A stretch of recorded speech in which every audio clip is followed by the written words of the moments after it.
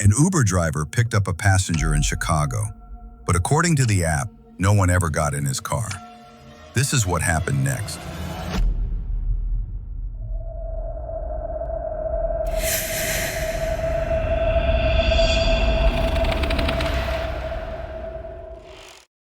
This first story comes from Jason, a 32-year-old Uber driver who worked the night shift in Chicago, Illinois. Jason had been driving for Uber for almost 3 years when this happened.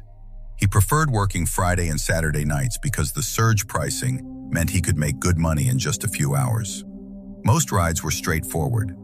Drunk people going home from bars, late-night workers heading back from their shifts, airport runs. He'd seen it all. Or so he thought. It was a Friday night in early December. Around 2:15 in the morning, Jason received a ping for a pickup in the Lincoln Park neighborhood. The pickup location was a residential street lined with old brownstone apartments. Not unusual for that area. The ride was going to O'Hare Airport, which meant a good fare. Jason accepted immediately. When he arrived at the address, he saw a woman standing on the sidewalk under a streetlight. She was wearing a long, dark coat and had a small rolling suitcase next to her. Her face was partially obscured by the shadows, but Jason could see she had dark hair pulled back in a ponytail. She looked to be in her mid-30s. Jason rolled down the passenger window. "Uber for Rachel?" The woman nodded and opened the back door. She lifted her suitcase into the trunk, got into the back seat, and closed the door without saying a word. Jason waited for her to buckle her seatbelt, confirmed the destination on his app, and started driving toward the highway. The ride started normally. Jason tried making small conversation, asking about her flight, but the woman didn't respond.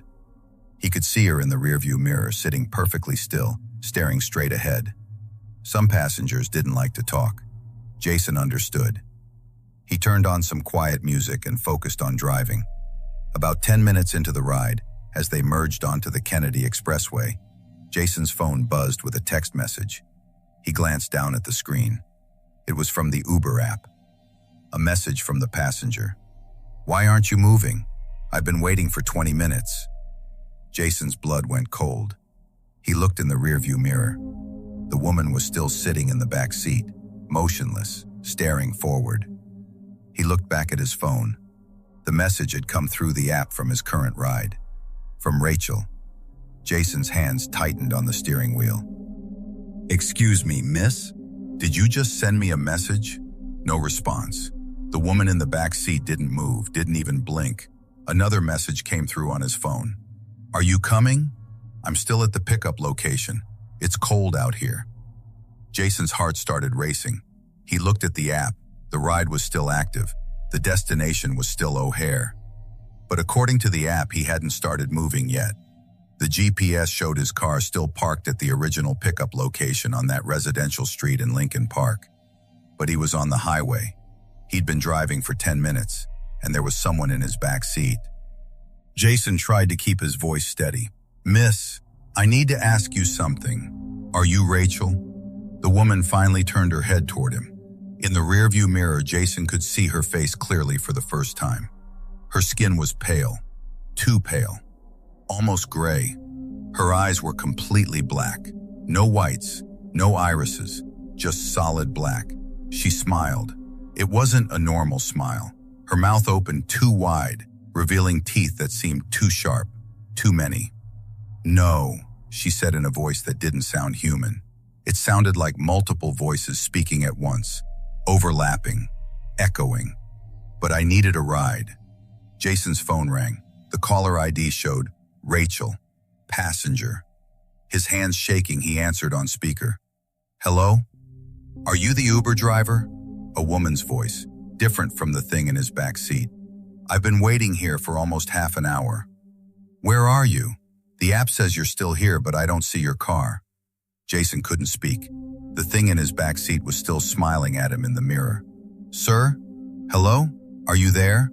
The real Rachel's voice came through the phone. I'm so sorry," Jason managed to say. "There's been a mistake. I'm canceling the ride. I'll make sure you're not charged. Please order another car." "What? But I've been waiting." Jason ended the call. He took the next exit off the highway, his mind racing. He needed to get to a populated area, a gas station, somewhere with people, somewhere with lights. "You can't leave me here," the thing said from the back seat, still in that multi-layered voice. "We have a destination." "Who are you?"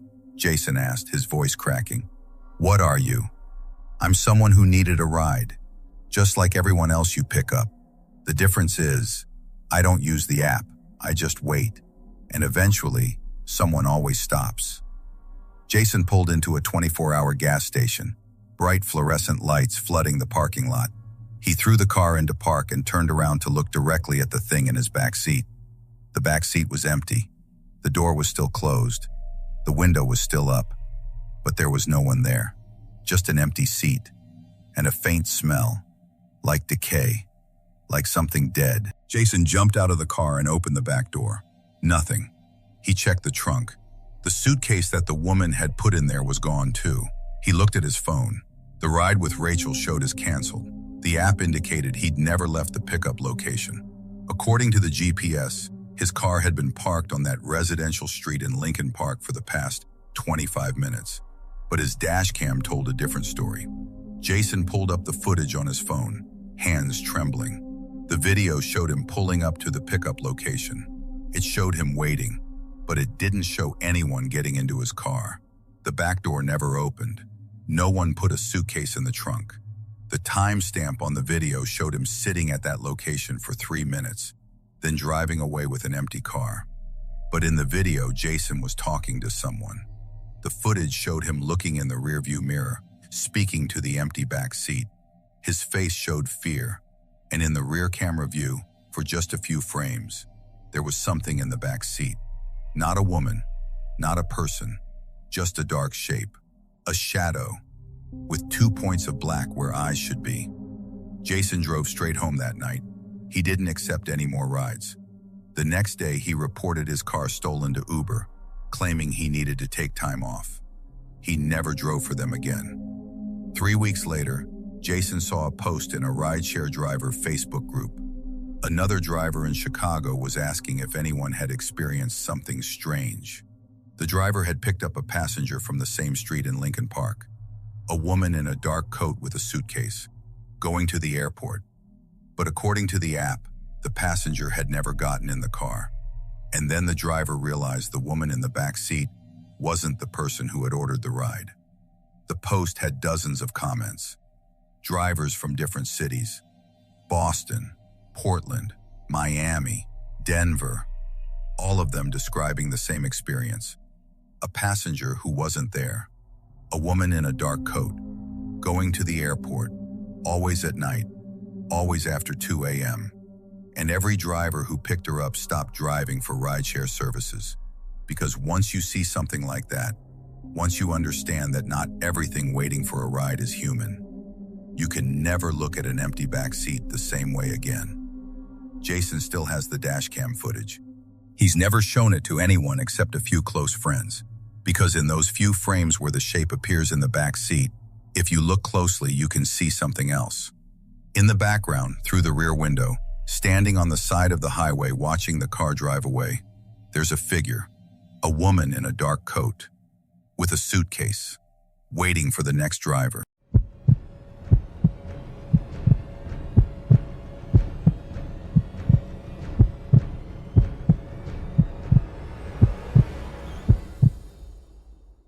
This second account was sent to me by Marcus, an Uber driver who worked in Atlanta, Georgia.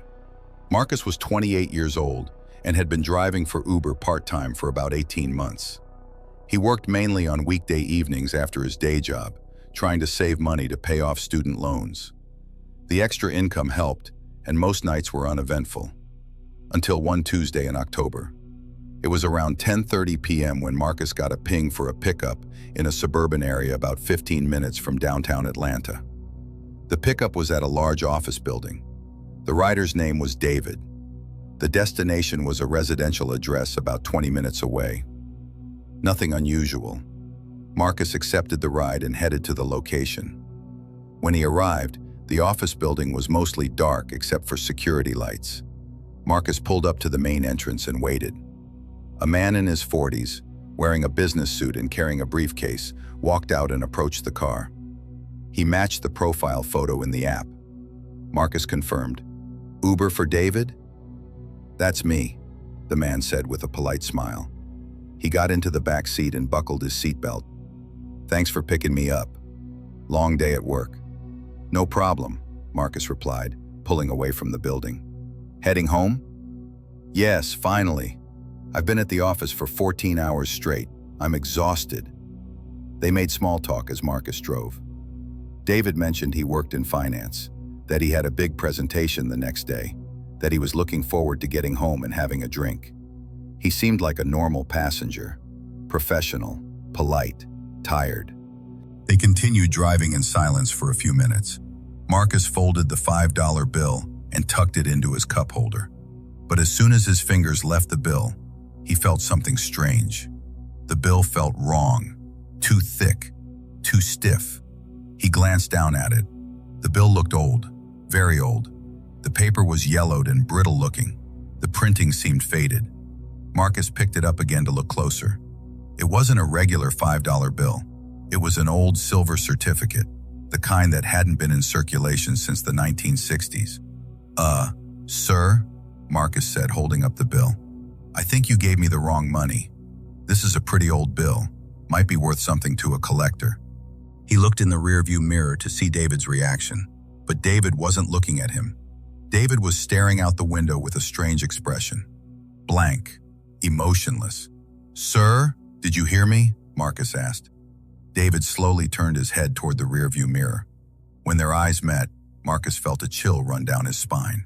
David's eyes looked different. They were cloudy, unfocused, like the eyes of someone who wasn't really seeing.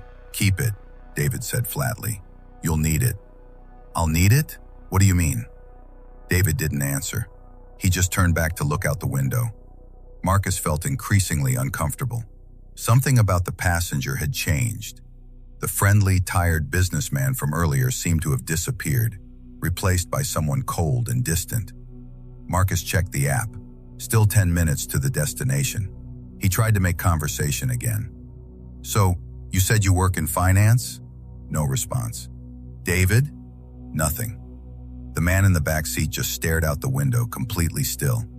Marcus's phone suddenly buzzed with a text notification. He glanced at the screen. It was a message from his girlfriend. "Be careful tonight. I had a bad dream about you. Something about a car accident. Please drive safe." Marcus's hands tightened on the steering wheel. He looked back at the $5 bill in his cup holder. Something felt very wrong. They were now driving through a less populated area, a stretch of road with woods on both sides. The GPS indicated 7 minutes to the destination. Marcus considered canceling the ride, but they were so close. He just wanted to drop off this passenger and be done. As they approached an intersection, the traffic light ahead turned yellow. Marcus began to slow down to stop, but then David spoke for the first time in several minutes. "Don't stop," he said. "What?" "Don't stop at the light. Keep going." Marcus looked in the rearview mirror. David was staring directly at him now. "Sir, I can't run a red light. You need to keep going, trust me." The light turned red. Marcus pressed the brake. The car came to a complete stop at the intersection. "I told you not to stop," David said, his voice eerily calm. "I'm not going to." There was a sound, a screech of tires. Marcus looked to his left just in time to see headlight. A truck, moving fast, too fast, barreling through the intersection, running the red light. Marcus's mind barely had time to process what was happening. The truck was going to hit them. Driver's side, direct impact. But then something impossible happened. The truck passed right through them, not around them, through them. Marcus felt a cold sensation, like being submerged in ice water for a split second. The truck, a large semi-truck that should have crushed his car, passed through the driver's side door, through the interior of the car, through the passenger side, and continued down the road, as if Marcus's car wasn't there. Marcus sat frozen, his hands gripping the steering wheel, his whole body shaking. His mind couldn't process what had just happened. The truck should have hit them. He should be dead. He looked in the rearview mirror. David was smiling. Not a friendly smile, a sad smile. "That's what would have happened," David said quietly, "if you had gone through the light. If you hadn't stopped. That truck ran the red light. You would have been in the intersection, and you would have died." Marcus couldn't speak. His mouth opened, but no words came out. "I came back to give you the tip," David continued. "I needed you to listen to me. To stop at the light. I couldn't let it happen again." What are you talking about?" David reached into his jacket pocket and pulled out a wallet. He opened it and held it up so Marcus could see his driver's license through the gap between the seats. Marcus leaned closer to look. The license showed David's photo, his name, David Chen. But the expiration date was wrong. The license had expired 15 years ago. "I used to take this route home from work every Tuesday," David said. 15 years ago, I worked late one night. An Uber driver picked me up. Nice guy, young, like you. We were talking. I gave him a $5 tip in cash. When we got to this intersection, the light turned yellow. The driver decided to speed up to make it through, but a truck ran the red light. We didn't see it until it was too late." Marcus's hands were trembling. "You died?" "We both did, the driver and I. Instant. We never even made it to the destination. That address you're driving to? That's where I lived, where I was trying to go home. But I never made it." Marcus looked at the address on his app, still 5 minutes away. "You're not real," Marcus whispered. "This isn't happening." "I'm real enough," David said. "Or I was. Now I'm something else. Something that exists in the moment before the accident. I've been in this car, on this ride, every Tuesday night for 15 years, trying to change what happened, but it never changes, because I'm not really here. I'm just a memory, a ghost of a ride that went wrong." The light turned green. Marcus didn't move. "You can go now," David said. "You're safe. You stopped. That's all that mattered." Marcus looked in the rearview mirror. David was fading, becoming transparent, like smoke. "The $5 bill," David said, his voice becoming distant, echoing. "It's from my wallet, from the night I died. It's the only thing that stayed real. Keep it. Remember this night. Remember to stop at the lights. Remember that sometimes the fastest way home is the safest way." David disappeared completely. The back seat was empty. Marcus sat at the green light, his whole body shaking. A car behind him honked. He slowly pressed the gas pedal and drove through the intersection. He checked the app. The ride showed as passenger not in vehicle, ride canceled. But it hadn't been canceled, and the passenger had been very much in the vehicle. Marcus pulled over to the side of the road a few minutes later. He needed to think, needed to breathe. He looked at the $5 bill in his cup holder. It was still there, real, old, yellowed, a silver certificate from 1963. He picked up his phone and searched for news articles. David Chen, Atlanta car accident, Uber. Several results came up. He clicked on one from 15 years ago. The headline read, "Fatal accident claims 2 lives. Uber driver and passenger killed at intersection." The article included a photo of the passenger, David Chen, 42 years old, finance professional. Died when a semi-truck ran a red light and struck the Uber vehicle he was riding in. The accident occurred on a Tuesday night, at the same intersection where Marcus had just been.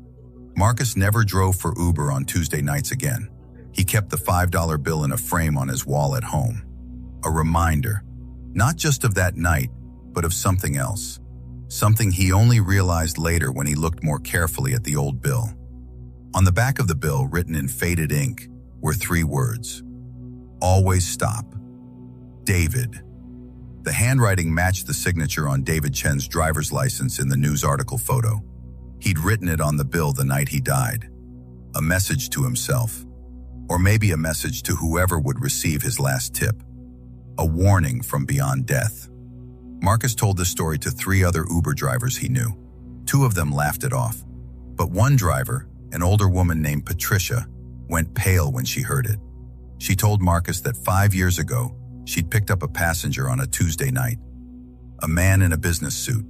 He'd given her a $5 tip, an old bill, and he'd told her not to speed through a yellow light at an intersection.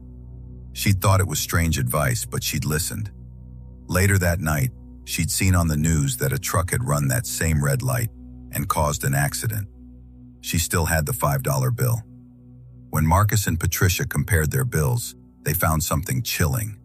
They were sequential serial numbers from the same batch, printed on the same day in 1963. David Chen had given out multiple bills before he died, maybe dozens, maybe hundreds, to every driver he'd ever tipped in cash. And now, after death, he was still trying to give them out, still trying to save people from making the same mistake that killed him. Marcus still drives for Uber, but he always stops at yellow lights. He never rushes. And every Tuesday night, around 10:30 p.m., he gets a ping for a pickup from that same office building. The passenger name is always David. The destination is always the same residential address. Marcus never accepts those rides, but according to other drivers in Atlanta, someone always does. And that person always survives a near accident at that intersection. And they always receive a $5 tip, an old silver certificate from 1963, with a message on the back. Always stop, David.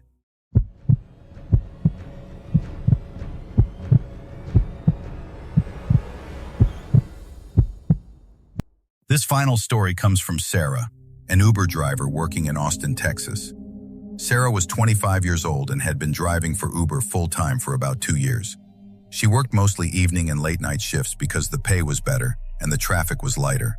She'd become comfortable with the job, developed instincts about which rides to accept and which to decline.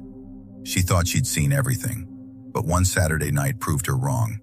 It was just after midnight when Sarah received a ping for a pickup in a residential neighborhood on the east side of Austin. The passenger's name was Jennifer. 5-star rating, over 200 rides, a frequent user.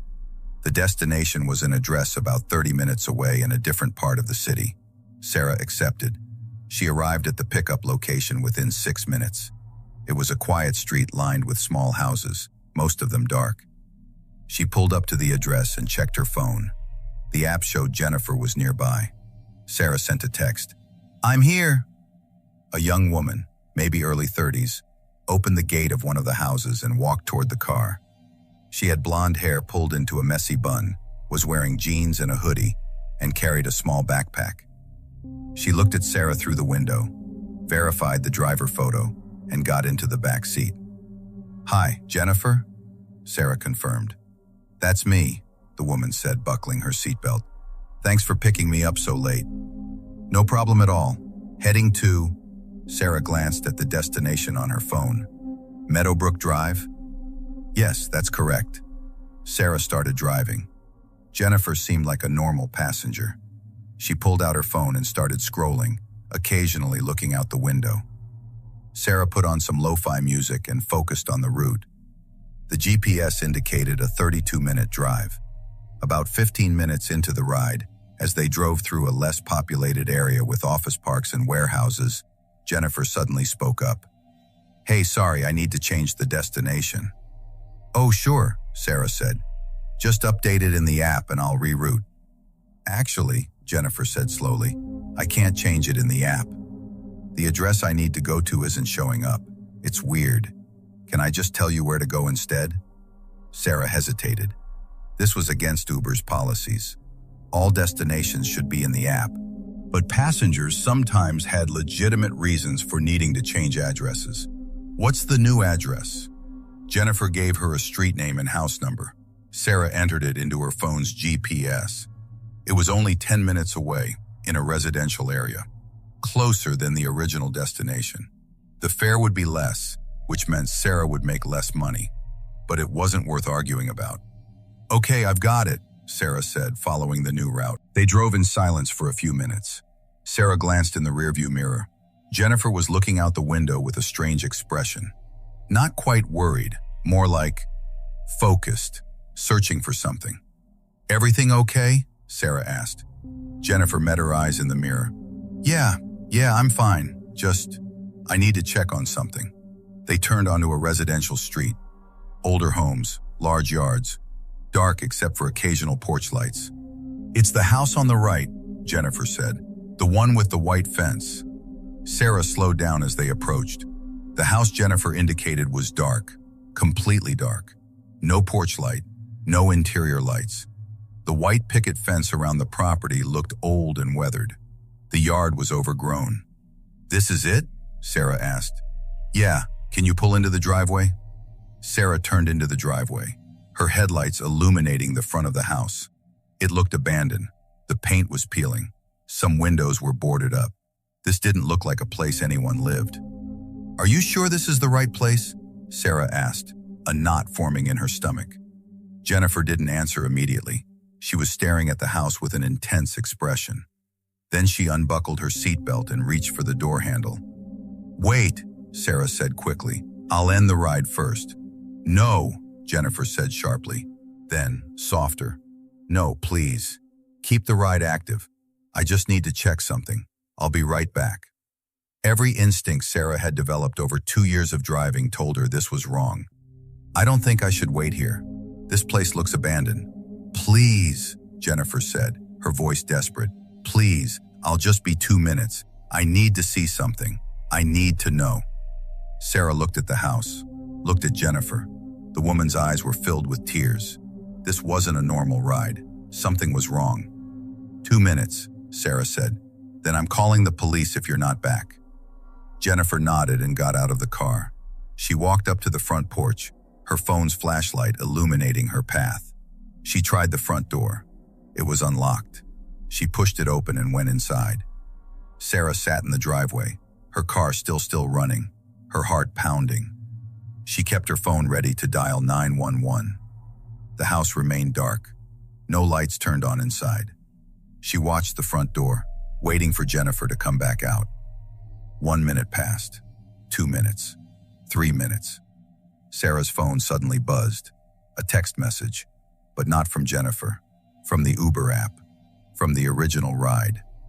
The message read, "Where are you? I've been waiting at the pickup location for 20 minutes. Are you coming?" Sarah's blood turned to ice. She looked at the message again. It was from Jennifer, the passenger, but Jennifer was in the house. Another message. "My phone app shows you picked me up and started driving, but I'm still here waiting. What's going on?" Sarah's hands started shaking. She looked at her app. The ride was still active. It showed her at this new address. But according to Jennifer, the real Jennifer, Sarah had never picked her up. Sarah looked at the house. The front door was still open. Dark inside. No sign of movement. She opened her Uber app and looked at Jennifer's profile. 5-star rating. Over 200 rides. Frequent user. She clicked on the profile photo to see it larger. The woman in the photo had blonde hair, but it was styled differently. And her face, while similar, wasn't quite the same as the woman who'd gotten into Sarah's car. Close enough to pass a quick glance, but not the same person. Sarah felt panic rising. Someone had gotten into her car pretending to be Jennifer, but who and why? She was reaching for her door handle, ready to drive away immediately, when she heard a sound, a scream, coming from inside the house. Sarah froze. The scream came again, high-pitched, terrified. Then the woman who'd been in her car came running out of the house. But she wasn't alone. She was being chased by someone, a man, large, wearing dark clothes. He grabbed her on the porch, pulling her back. Sarah watched in horror as they struggled. Without thinking, she laid on the horn. A long, continuous blast. The sound echoed through the quiet neighborhood. The man on the porch looked towards Sarah's car, his face caught in the headlights for just a second. Then he released the woman and ran back into the house, disappearing into the darkness. The blonde woman stumbled down the porch steps and ran towards Sarah's car. She yanked open the back door and threw herself inside. "Drive! Drive now!" she screamed. Sarah didn't hesitate. She threw the car into reverse, backed out of the driveway fast enough to leave tire marks, and sped down the street. "What the hell was that?" Sarah shouted, her voice shaking. "Who was that? What's going on?" The woman in the back seat was crying, gasping for breath. "I'm sorry. I'm so sorry. I lied. I'm not Jennifer. My name is Emily. I needed to get to that house. Why? Why would you? That's my house, Emily said through tears. I used to live there, with my ex-boyfriend. I escaped 8 months ago. He was abusive. He threatened to kill me. I got a restraining order, moved away, changed my number, everything. But I heard from a friend that he was still living in that house. My house, the one I bought. And I needed to see if it was true, if he was really there. Sarah's mind was racing. So you pretended to be a different passenger. You used someone else's account. My friend Jennifer. She let me borrow her phone, her Uber account. I couldn't use my own. He knows my name. If I'd used my real account, my real name, you might have, I don't know. I wasn't thinking clearly. I just needed to see the house. I needed proof that he was there so I could call the police. Sarah pulled over to the side of the road a few blocks away. She was shaking too hard to drive. You put me in danger. You brought me to a place where someone violent. I know, Emily sobbed. I know, and I'm sorry. I didn't think he'd be there. The house looked abandoned from outside. I thought he'd moved out. I just needed to check. But when I got inside, he was there, in the dark, waiting, like he knew someone would come. Sarah picked up her phone. I'm calling the police, right now. Wait, Emily said. Can you drive me somewhere first? Please, somewhere safe. Then you can call the police and I'll tell them everything. But I can't be here. If he comes looking, if he finds me. Sarah looked at the terrified woman in her back seat. Every rule said she should end this ride immediately. Call the police from here. Let them handle it. But she also understood fear. She understood what it was like to feel unsafe. Where do you want to go? Sarah asked quietly. My friend's house. The real Jennifer.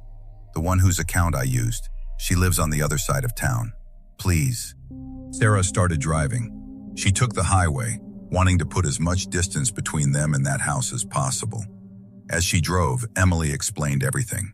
How she'd lived in fear for months after leaving. How the police had done nothing, even with a restraining order. How she'd been too scared to go near the house herself. How she'd convinced her friend Jennifer to let her use the Uber account as a disguise. I'm sorry I dragged you into this, Emily said. I'm sorry I lied. I was desperate. They arrived at Jennifer's house 45 minutes later. The real Jennifer was waiting outside, worried. When she saw Emily, she ran to the car and hugged her through the open door. Sarah ended the ride and called the police. She gave them a statement, told them everything that had happened, the address of the abandoned house, the description of the man. Emily provided additional information and agreed to file a formal police report. 2 days later, Sarah received a call from a detective. They'd gone to the house. Emily's ex-boyfriend had been living there for months, illegally. He'd broken in after Emily left and had been squatting there, refusing to leave. They'd found disturbing things in the house, photos of Emily, a notebook with her daily schedule somehow obtained, weapons. The detective told Sarah that if Emily had gone to that house alone, without anyone knowing where she was, she likely wouldn't have survived. The ex-boyfriend was arrested and charged with multiple crimes. Emily eventually got her house back, though she chose to sell it. She sent Sarah a long message through the Uber app, apologizing again and thanking her for possibly saving her life. Sarah thought about that night for weeks afterward, about how close they'd both come to something terrible, about how a ride that started normally had turned into something else entirely, about how you never really know who's getting into your car, or where they're really going, or why. She still drives for Uber, but now, when someone asks to change the destination outside of the app, she refuses. When an address looks abandoned or wrong, she doesn't pull in. And when her instincts tell her something is off, she listens, because she learned something important that night. Sometimes the person in your back seat isn't running from something. Sometimes they're running toward it. And as a driver, you're not just transporting people from one place to another. Sometimes, whether you know it or not, you're transporting them between safety and danger. And the line between those two things can be as thin as a wrong address. Sarah never found out exactly how the real Jennifer's account showed the ride as active when Jennifer herself was still waiting at the original pickup location. The Uber app shouldn't have allowed that. It was a glitch, the company said. An error in the system that has since been fixed. But Sarah wonders if it was really a glitch. Or if maybe, somehow, the app knew that Emily needed that ride, knew that someone needed to be at that house that night, knew that without that strange technical error, a woman might have died. She'll never know for sure, but she keeps her phone charged, keeps her doors locked, keeps her instincts sharp. And whenever she drives past an abandoned-looking house late at night, she remembers. Remember that every address tells a story, and sometimes those stories are still being written, with you as an unwitting character, driving toward an ending you never expected.